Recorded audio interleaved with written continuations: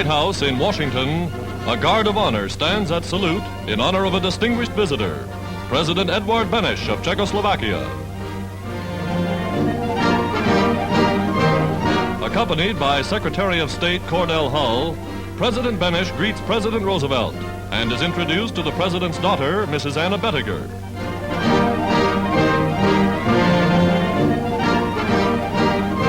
Members of the Cabinet extend a hearty welcome to the visitor. One of the great leaders of pre-war Europe and a fervent defender of democratic traditions, President Beneš works unceasingly to free his nation from the yoke of Nazi Germany.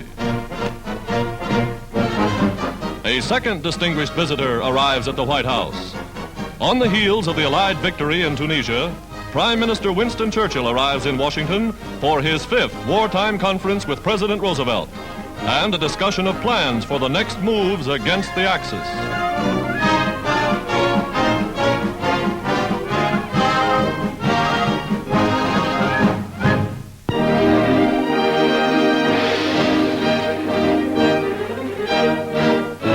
Canadian lumbermen climb to dizzy heights to lop off the tops of the world's largest spruce trees.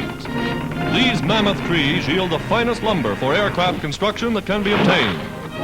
The Queen Charlotte Islands and other forests in British Columbia and Alaska are the chief sources of supply for Canadian and American lumber industries.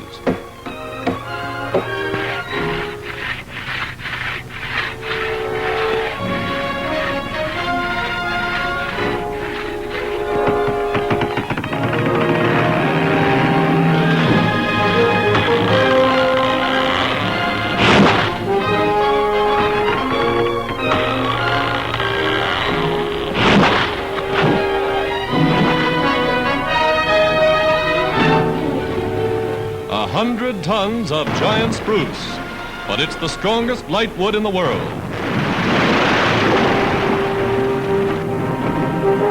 Canadian women replace the traditional lumberjacks in some jobs. These girls work long, hard hours to get out the wood for the Allies' fastest bombers.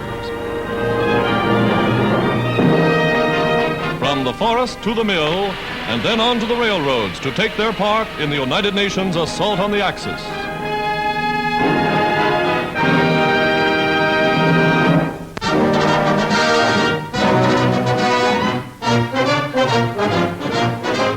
"25 years ago in Washington, President Woodrow Wilson inaugurated the first regular airmail service. The first regular flight between the nation's capital and New York City was a tribute to the pioneering vision of the men of a quarter century ago and led to the vast network of modern airlines and airmail routes.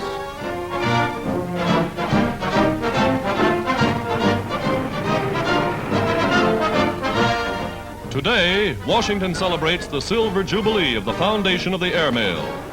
A new helicopter is the basis of the Postal Service's newest facility, the direct pickup at central points in cities and towns for fast delivery to the large airports.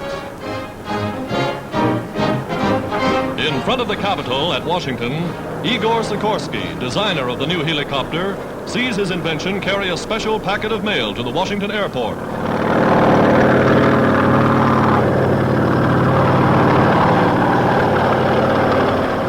In the 25 years of its existence, the airmail has grown beyond all expectations, totaling 45 million pounds in a single year. There will be more airmail helicopters after the war. Today, because of their amazing maneuverability, helicopters are under secret Army and Navy orders.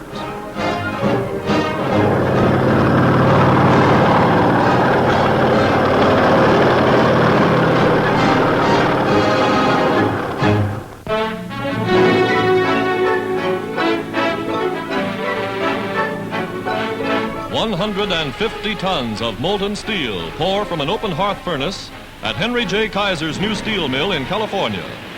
This is the first steel ever produced on America's West Coast and is indicative of the constantly expanding war industry of the United States.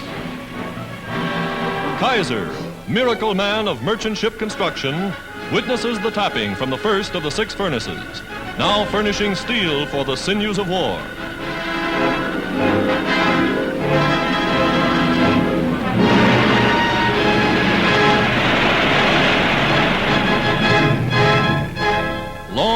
lines of new heavy tanks bear witness to the need for steel and more steel. Here is one of the many tank depots which stretch across the American continent. Tanks finished, armed, and ready for shipment to the battlefronts of this global war.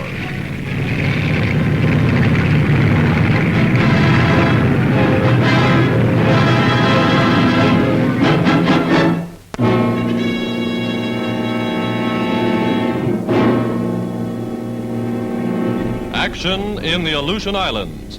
With a well-established operations base at Amchitka Island, American troops practiced the invasion tactics which landed them on the Jap-held island of Attu. Cooperation between the Army and the Navy was responsible for the successful assault on this Jap-held island. Transport crews, gun crews, and troops in landing barges, everyone concerned, carry out the intricate operation designed to wrest the North Pacific island bases of Attu and Kiska from the Jap. Actual landings like this one have put American forces within bombing range of the Japanese mainland.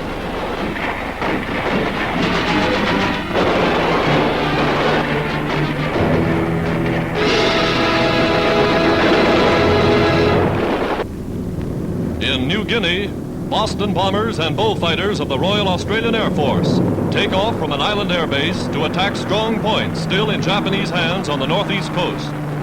Driven out of Papua, small Jap units still hang on tenaciously to jungle outposts. The Australian Air Force constantly bombs and strafes them.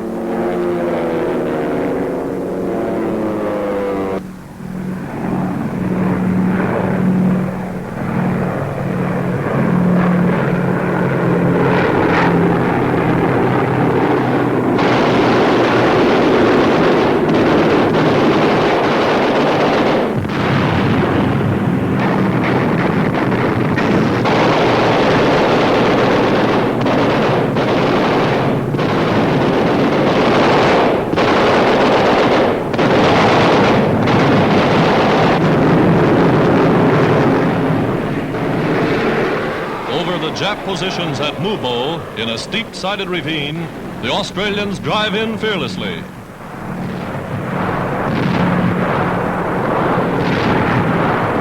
Another blow against the Japs, foreshadowing the big drives to come.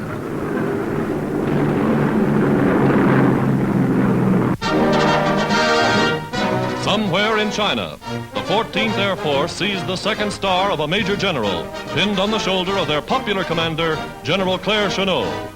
In turn, the general decorates heroes among his flying officers. This captain crashed in enemy territory, but made his way back safely to his base. Chinese pilots trained in the United States are attached to the force and congratulated by General Chennault.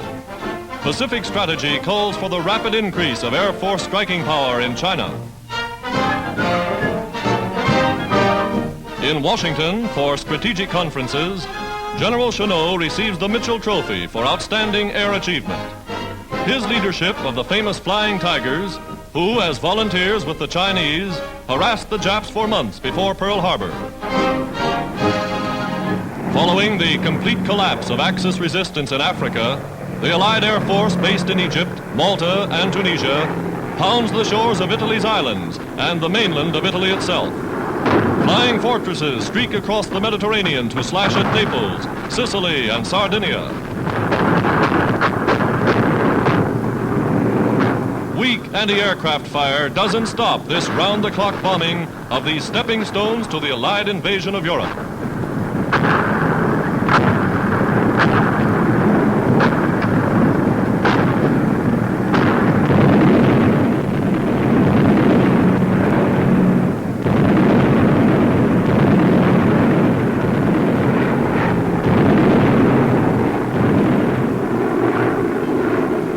Allied wings over Axis Europe.